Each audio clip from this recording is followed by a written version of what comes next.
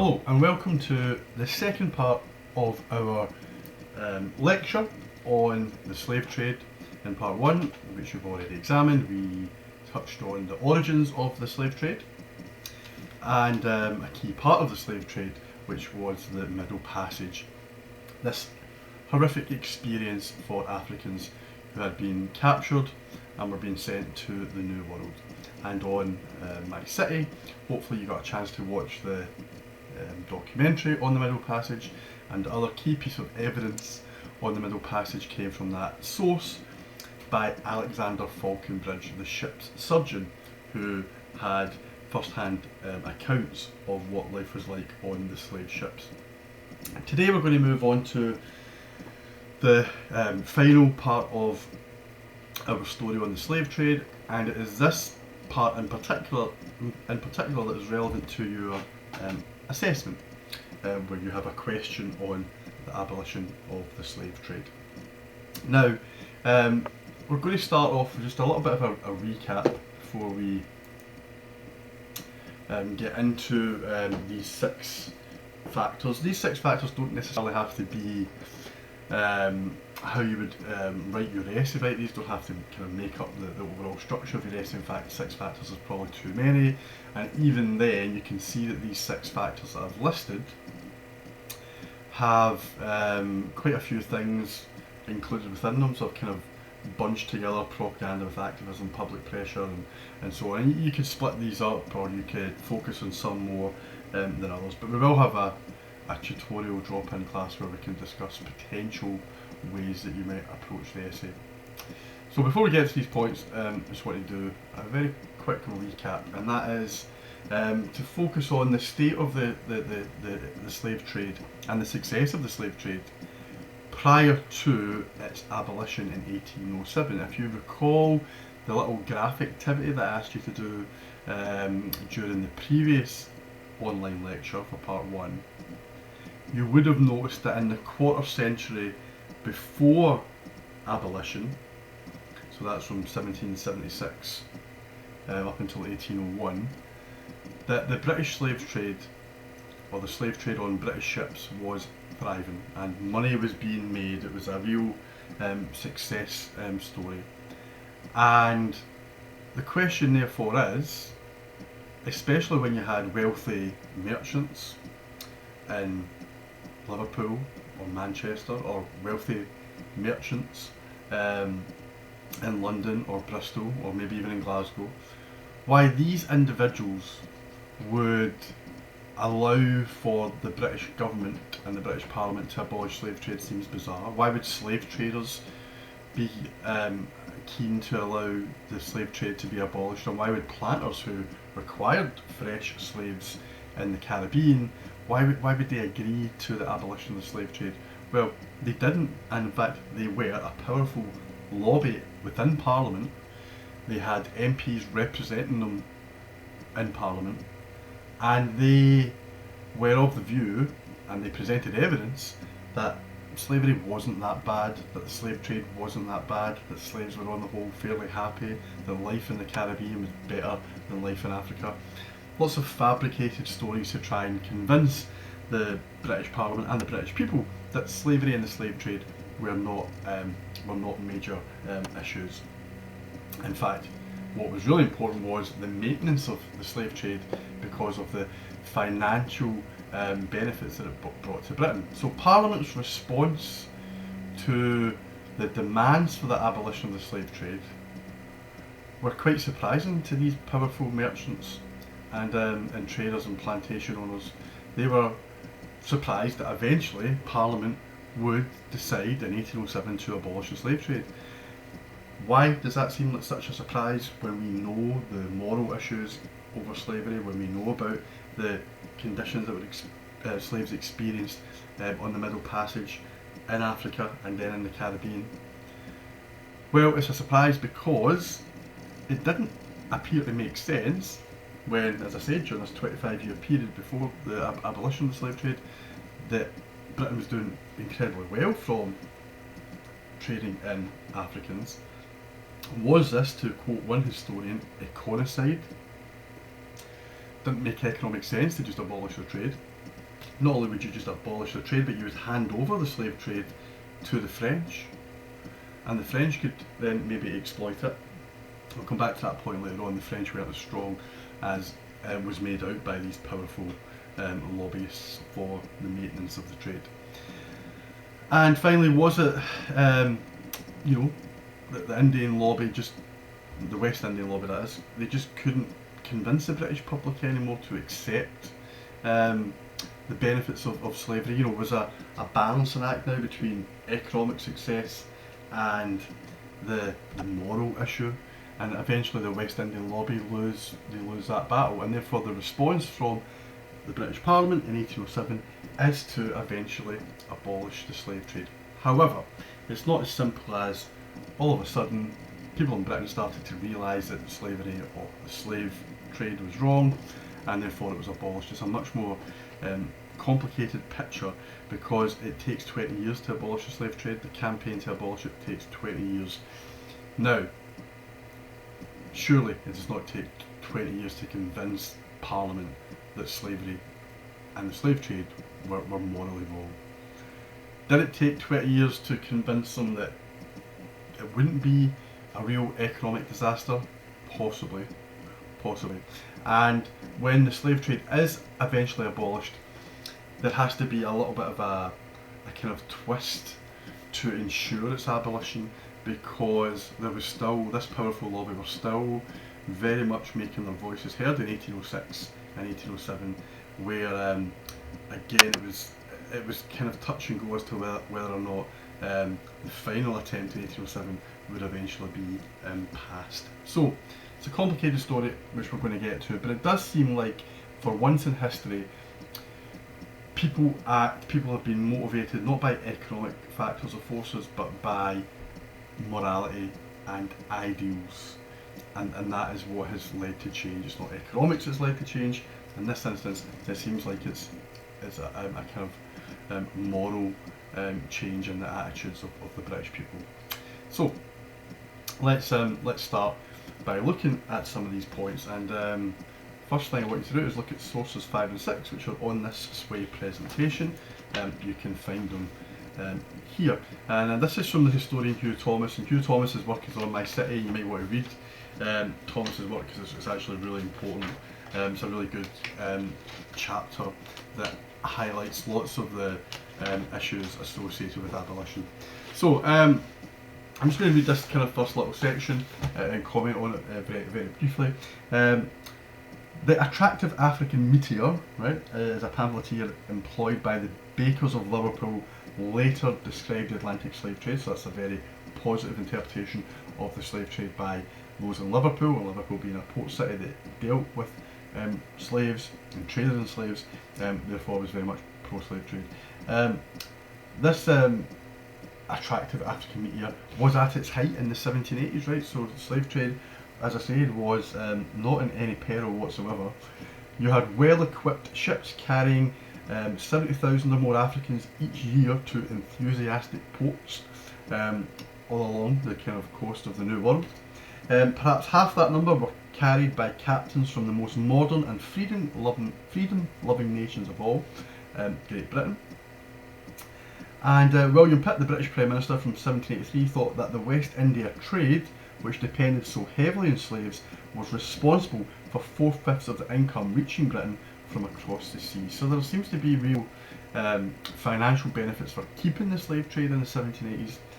Many subsidiary trades depended on the traffic in slaves: cotton in Manchester, in France as well, wool in Exeter, guns from Birmingham, which we know were sent to Africa. All those concerned knew that the African trade was an important outlet. So that makes it all the more bizarre, you might say, for 20 years later, the slave trade is abolished in spite of these economic benefits. If you just flick now to source 6, just this little section towards the bottom, it says, in England, Temple Luttrell, MP for Melbourne Port, reflected the accepted wisdom when he declared in the House of Commons in 1777, some gentlemen may object to the slave trade as inhuman and impious. Let us consider that if our colonies are to be maintained and cultivated, which could only be done by African Negroes, it is surely better to supply ourselves in British bottoms or British ships. So, what the Luttrell, who is obviously reflecting the interest here of the merchant class and the plantation owning class, what he's really saying here is, look, we're going to have to just accept that this is financially beneficial to Britain, and we want to maintain our colonies because our colonies give us all these wonderful things that you learnt about in the First British Empire online lectures. And if we want to make sure that we can maintain these nice things that are sent to Britain, then only one type of person can do this work. It's Africans. And therefore, if that is the case, well, why would we give the Portuguese or the French the opportunity to supply us with slaves? We've got the best navy in the world, the best ships in the world, the best sailors in the world. We should do this ourselves. So this is where Britain kind of stands in the 1780s, and it's the 1780s when the movement for abolition in Britain begins, although there are antecedents to abolition in other parts of the world, in America, which will eventually influence the British abolitionist movement in the 1780s. So we will touch a little bit on the American movement, which predates the British. Okay, the first factor that we're going to touch on is, I guess you could call this a kind of longer term explanation. We're going to go back and look at Enlightenment ideas. Now, the Enlightenment takes place throughout the 18th century, but you can even trace some Enlightenment ideas back to the 17th century. Here are early, you might call them, early critiques of slavery. The French Encyclopedia, which was created by the Enlightenment movement in France by Denis Diderot, French Enlightenment philosopher, was one of the first kind of places in the modern world that wrote down a clear criticism of slavery, by saying that slavery was contrary to the natural law. Men were born free, right, and that was a fact. I know that some of these ideas will eventually appear in the American Declaration of Independence and the American Constitution, but ultimately the Americans would kind of contradict themselves in this area. But in Scotland, right, we do have a tradition of enlightenment, and some of the great philosophers of the period were from Scotland. Some of these, I guess, were early sociologists and economists, Adam Smith being an economist and sociologist, Hutcheson, Ferguson, Wallace, although we didn't really use the term sociology back in the day. All of these individuals spoke out against the slave trade. They spoke out against the slave trade for a number of reasons, but again they kind of tied in with what Diderot had said in the French Encyclopedia, that it just did not make sense to assume that the men were anything but free when they were born. And this is what we're going to focus on in sources 7 and 8. I should say there's a lot of quote there from Adam Smith. Adam Smith also took this kind of economic argument as well, that free labour works harder than enslaved labour because it's incentivised. There's no real incentive for slaves to work hard because they are given their food, they're given their shelter, they're given their clothing. Smith, being one of the early capitalists, believed that it would be better to have free labour because these people would work harder rather than if they were slaves. Okay, sources 7 and 8 are also from this Hugh Thomas chapter. Now the first one here is quite early on. It's 1738. It comes from an English weekly kind of publication called the Weekly Miscellany, and it publishes an article, and it really quite cleverly just makes a very stark point. It says, if Africans were to seize people from the coast of England, one could easily imagine the screams of unjust which would be heard. It's a really good point, right? In July 1740, the Gentleman's Magazine included a letter by a certain Mercatus Honestus addressed to the Guinea merchants of Bristol and Liverpool, that's the slave traders. It declared that men were born with a natural right to liberty, that they could only forfeit that by taking away the property of another, that the loss of liberty by a parent was no reason that a child should be enslaved, that the merchants in Guinea dealt with men, women and children, that they stimulated war among Africans, that blacks in Africa were more virtuous there at home than after they had been brought to America, and that the treatment of the Africans in the West Indies was shocking. So just a list of all of the reasons as to why the slave trade was not just immoral, but it was not beneficial to Africans, and it's really not beneficial to Europeans either, because they are very much involved in carrying out these atrocities of sending Africans to war with each other and sending Africans across to the Americas. So, quite early examples of criticisms against the slave trade. So we shouldn't always just assume that all British people at this point thought, well, it's fine, you know, this is the 1800s, this is how people felt, this is how people thought back at this time. We shouldn't really be too critical of people back in these days because they didn't really know any better. Here is evidence of people speaking out against the slave trade quite clearly, and that's in addition to these Scottish philosophers that I mentioned.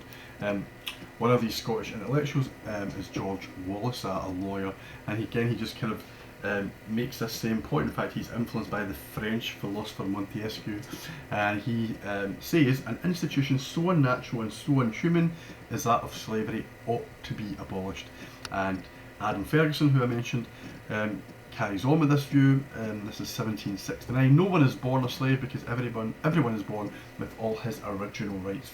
No one can become a slave because no one from being a person can, in the language of Roman law, become a thing or subject of property. So there's a kind of legal element here as well.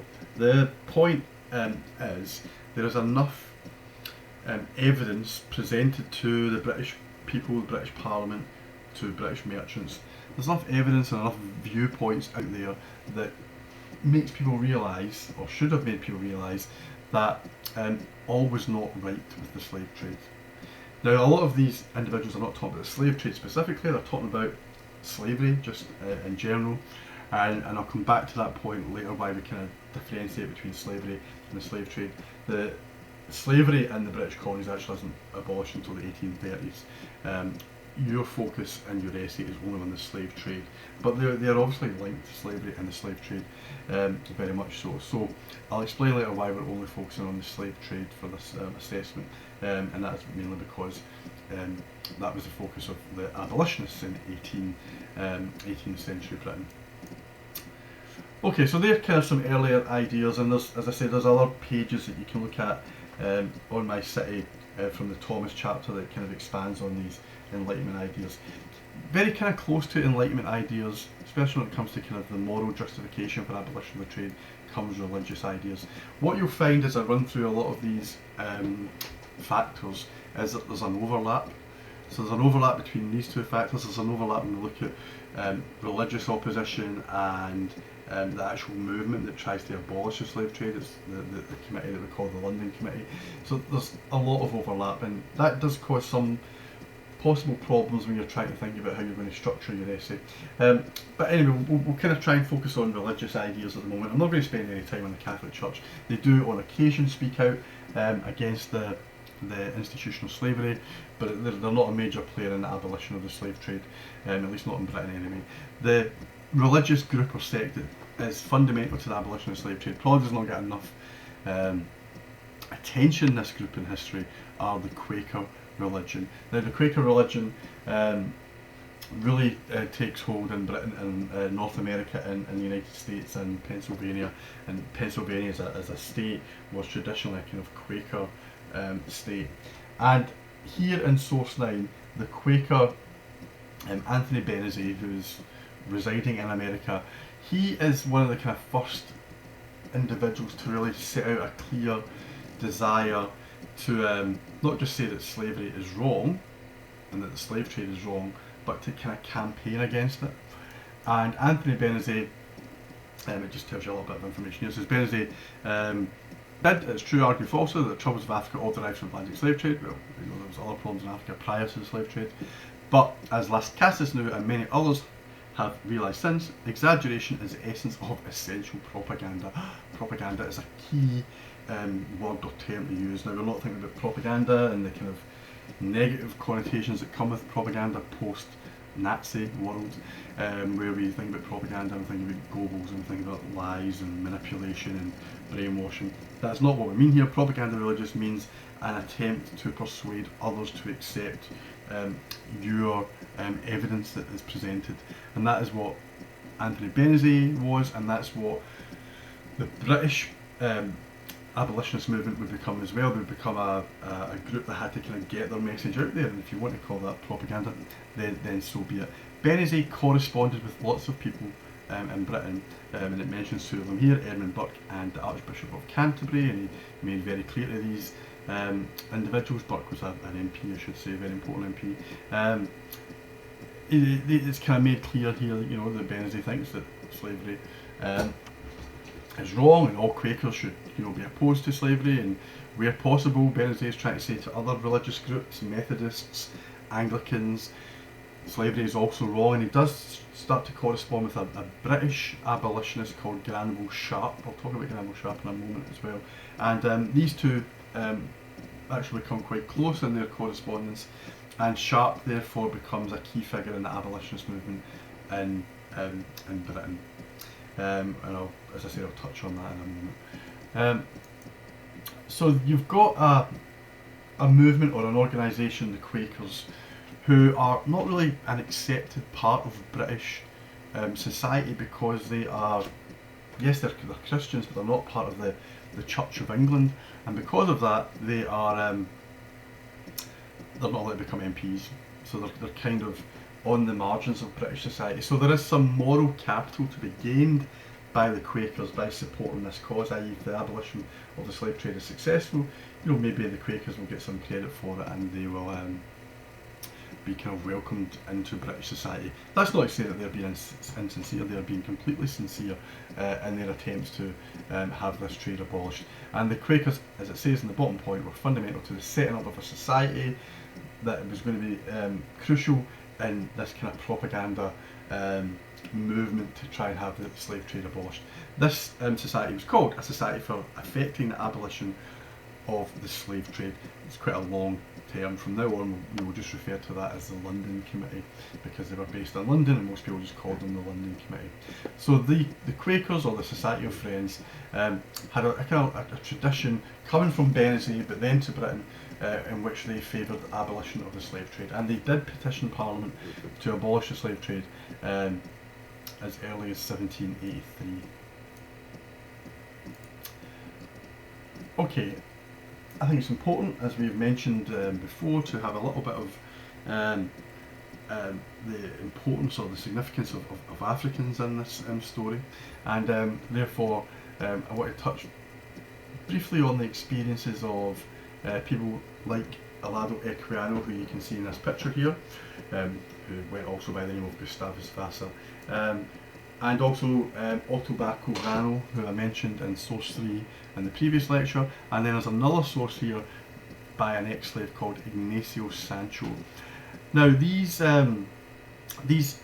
former slaves are really crucial to our understanding of the slave trade, especially in the Middle Passage, because here are individuals who survived the Middle Passage, who survived slavery, who managed to escape from slavery in the Caribbean or in North America. They make their way back to Britain. Once in Britain, they are free, and I'll come back to that point, why they are free in Britain later on, and they get a chance to tell their story, and they write their stories. They get a chance to publicise the horrors of the slave trade.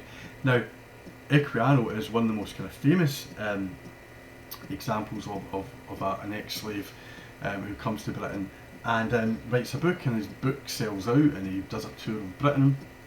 And Equiano's account of the slave trade, especially in the Middle Passage, is incredibly useful to this London Committee, who can then use these testimonies as propaganda. And if you add that to the slave ship that we looked at in the previous lecture, the Brooke ship, if we add that to the Falconbridge source, and if we add that also to James Ramsay, who was a member of the London Committee and a good friend of William Wilberforce, then you get these accounts, some subjective you could say, but also objective accounts of just how terrible the slave trade was, especially the experiences on slave ships. And this would all resonate eventually with the British public, who would think, my God, these are horrific experiences that are being forced upon Africans. There were, and there's a little podcast on William Wilberforce, the man who's often attributed with ending the slave trade. That's a key point that we'll come back to. There's a little podcast you can listen to on My City, and in this podcast there's a kind of point made that back in the 18th century there were no documentaries or pictures or any real way to illustrate to the British population just how bad slavery was. So what you really needed were words, and not just words that kind of gave a kind of factual account, but words that could really paint a picture, words that could I guess shock the British population. And that's what these sources of Africans who had survived the slave trade, that's what they could kind of bring to the abolitionist movement. There's that book Slave Ship that I mentioned. Here is this is Ignacio Sancho's source, and we also have James Ramsey's source, so you might want to use these if you decide to write an essay on this topic. Okay, this is the most important factor. This is the main area, and hence why I've kind of split it into three: activism, public opinion, propaganda. Take all these three things together and we get really the heart of the abolitionist movement. The picture here is John Clarkson, Thomas Clarkson. John Clarkson is his brother, who will eventually take slaves back to Africa. But this is or ex-slaves back to Africa. This is Thomas Clarkson, and Thomas Clarkson is one of the most important people in the abolitionist movement. He doesn't get the same credit maybe as William Wilberforce, but Clarkson is the real activist. He is the man who does all the groundwork, and he's very much an intelligent, educated man as well. So this London Committee, right, so this is just another word again for the longer name society, but it's also really just the name for the abolitionist group within London. They are the main group that will play their part in ensuring the abolition of the slave trade. Thomas Clarkson was the man who would go around Britain collecting evidence, collecting petitions. He would engage in, I guess, propaganda techniques. What would these propaganda techniques involve? Well, it might be collecting stories from ex-slaves, it might be collecting shackles and chains that had been used on slaves during the Middle Passage. Whatever he could get his hands on, he would use this and apply it in an attempt to convince the British population that the slave trade was wrong. So Clarkson is a kind of real dynamic figure in this attempt to abolish the slave trade, and it's Clarkson who didn't always initiate petitions, but he definitely encouraged people to sign petitions. And there's a story of Clarkson going to Manchester, and when he got to Manchester to try and encourage people to sign a petition, there was already a petition on the way. The working people of Manchester were already kind of opposed to the idea of the slave trade. Now again, the working people of Manchester have a reason to oppose this, because they themselves are experiencing the beginnings of rather challenging conditions at the onset of the Industrial Revolution. So they see in their plight a similar experience for Africans who are being exploited. There's a really good little article by the historian Seymour Drescher, who's kind of an expert on this area of ordinary people opposing the slave trade, and you can read this on My City. So if you've got this committee and you've got Clarkson who's part of it, and you've got all these propaganda techniques, and you've got James Ramsey who's part of it, and he's out in the Caribbean bringing evidence back, and then you've got writings of Africans, all of these things are fundamental to just slowly but surely kind of chipping away at the British population to get them to sign petitions that will hopefully influence Parliament. But Parliament do not accept the very first attempt to abolish the slave trade, and that is in 1791. The first petition is sent, and there is a speech made by William Wilberforce, Wilberforce being the MP who is part of the London Committee, and therefore he's the kind of public face of abolition. He makes a speech. He makes a very convincing speech where he paints these pictures of just how terrible things are in the colonies, how terrible things are on the slave ships. Dedicates a lot of time to the Middle Passage. Puts forward lots of evidence from not just Alexander Falconbridge but also John Newton, the man who famously writes the hymn Amazing Grace. He was a slave ship captain. All this evidence is presented, and Parliament is not necessarily opposed to what is said by Wilberforce, but they don't think that they can pass this act or this legislation that would abolish the slave trade. So it's defeated in 1791. Now, what actually happens in the aftermath is not a continuation right away of the London Committee's attempts, and they, by the way, they do about 12 examples of abolitionist proposals put to Parliament over the next 20 years that all fail. So the next factor is it comes more so from what Drescher talks about, which is ordinary people who decide that they are going to take the lead. And we get this in the sugar boycott, which comes right after the first bill for abolition is defeated. So sources 12 and 13, which you can find in this little Word document, are really useful. Right now, I'm not going to go through them in any detail here because this is something we can talk about at the tutorial. You can see if we scroll all the way down here that there's actually quite a lot of information from two sources. These are really useful, and they refer to what we call the anti-saccharide movement. And the anti-saccharide movement just means the anti-sugar movement. So what we get is a kind of grassroots campaign to encourage people in Britain to stop using sugar, because sugar was obviously a product of the work of slaves. And if people stopped buying sugar, maybe the slightly naive view was that slaves would not be required, and therefore the slave trade would come to an end. And this was a really popular movement across Britain. It gave women the opportunity to participate in politics, because women would often be the ones responsible for buying and consuming kind of food within the home, so they could decide that they weren't buying sugar, or if they did buy sugar, they would buy it from shops that said, we have got sugar for you that is not produced by slave labour.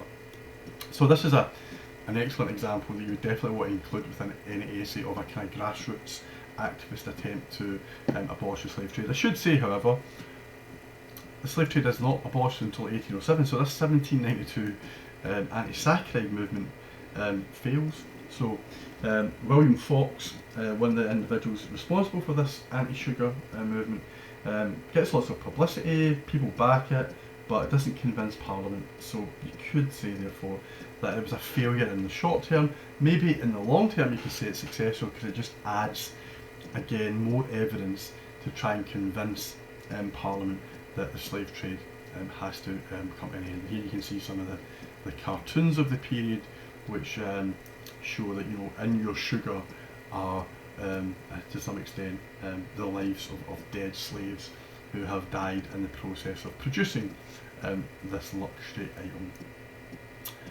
Okay, this takes us to the final factor, and again I've just kind of ran through a lot of these examples fairly quickly, right, just to kind of signpost where you should look on the My City pages and within the chapters that are available to you. And the final thing I want to talk about is just kind of, in some respects you could say that the most significant, because it is Parliament who eventually decides to abolish the slave trade. Here you can see William Wilberforce as an older man in the kind of final attempt to abolish the slave trade in 1806, 1807, and it does literally take up 20 years of his life. So parliamentary examples are kind of where, you know, things have to take place. There has to be success in Parliament for the slave trade to be abolished. Now, there had been previous occasions when the British legal system or the British Parliament had made some decisions that would have been beneficial to the abolitionist movement and to slaves. In 1772, Lord Mansfield in the Supreme Court ruling upheld a case called the Somerset case. This was a slave called James Somerset who was back in London with his master, and whilst he was here, he basically ran away from his master and declared himself free because he was now in Britain. And this case went to the Supreme Court, and Lord Mansfield actually declared that, well, Somerset, if he was in Britain, even though he might have been a slave in the New World, but when his owner brought him to Britain, he automatically becomes free because Britain did not have slaves. So this ruling was actually quite important. It just kind of galvanised a kind of abolitionist movement. It was Granville Sharp who was very much involved in this case. Granville Sharp kind of represented James Somerset. So this was a kind of a boost to abolition. And then in 1788, really just before we get the first attempt to abolish the Slave Trade Act or law, we have the Dolben Act. The Dolben Act, another individual, James Dolben, who is involved in the London Committee, he put forward to Parliament an idea that it would be much more humane to limit the amount of slaves on ships, and the British government passed this. So you didn't end the trade, but it limited how many slaves you could have, and it made also clear you had to have a slave ship surgeon on there as well to treat anybody who got ill.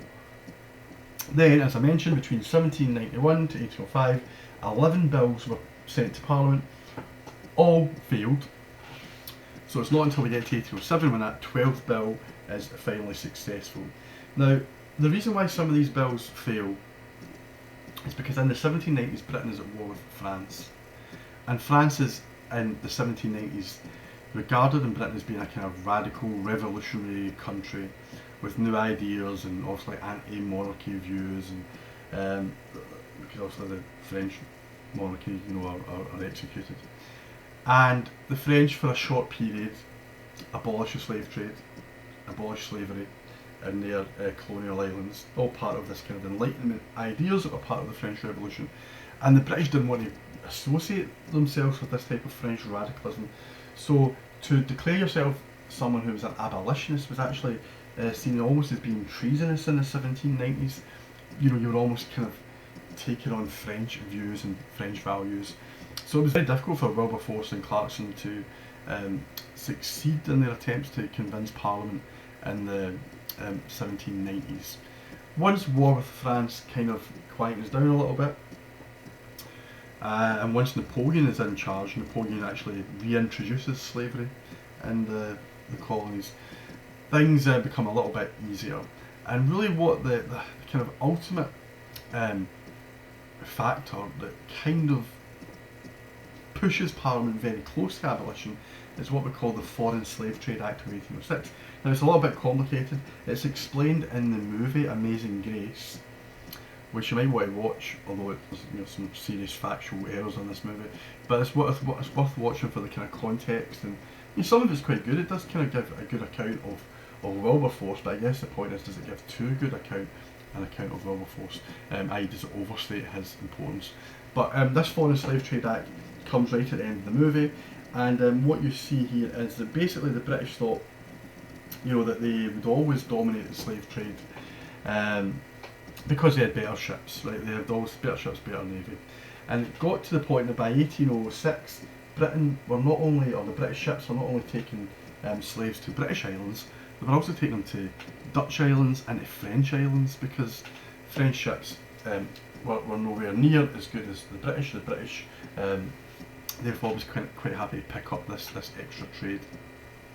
So the Foreign Slave Trade Act of 1806, what this did was it convinced plantation owners in Jamaica and Barbados that maybe there could be some benefit in ending the slave trade, because the Foreign Slave Trade Act ended the use of British ships for foreign powers to transport slaves. So once the French couldn't get any slaves to their islands because British ships no longer would carry them, and this was seen as being a very good piece of legislation. It was very pro-British and very anti-French, right? So hardly likely that Parliament would reject it. But when this became clear, the British plantation owners in Barbados and Jamaica thought, well, do you know what? Maybe we should just end the slave trade, because we've now got the advantage. We have got slaves in British colonies who are actually reproducing themselves. The French can't really get slaves into their islands, therefore we will be able to produce more sugar than them. So this kind of slightly convoluted and complicated piece of legislation in 1806 basically destroyed 2/3 of the British slave trade, because 2/3 were really going to French islands anyway. So it really only left a small amount of slave ships making their way to Britain or British islands in the Caribbean, and that was enough to just kind of make it much easier to pass an abolitionist bill in 1807. And that's what happens. In fact, the Americans had declared in their constitution that this new United States of America, they had declared that they were going to abolish the slave trade in 1808. So the British possibly may have just tried to get in there a year before the Americans, so they could say, well, we were the first to abolish this horrific trade. The historian James Walvin explains all of this in a very succinct way, and you can read about Walvin's work on My City. And that's all. There will be much more opportunities to discuss these factors, all 6 of them, or all 4 of them, or all 5 of them, however many you think you want to look at, when we have a little drop-in tutorial where we can talk a little bit more about the essay. Thank you.